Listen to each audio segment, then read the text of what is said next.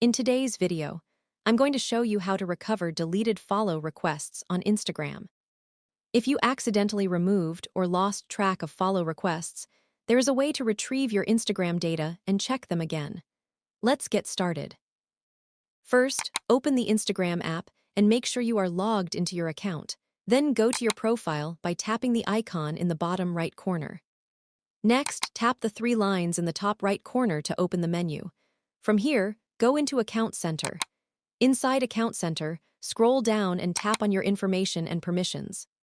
This section allows you to manage and download your Instagram data. Now tap on Download Your Information, then select Download or Transfer Information. Choose your Instagram account and tap Next. You will now see options to download all data or select specific information. Choose Select Types of Information. Scroll down and find Connections, then select Followers and Following. This section may include follow request-related data as well. Tap Next, choose Download to Device, and set your preferred date range if needed. You can choose a custom range depending on when the follow requests were deleted. After that, tap Create Files to submit your request.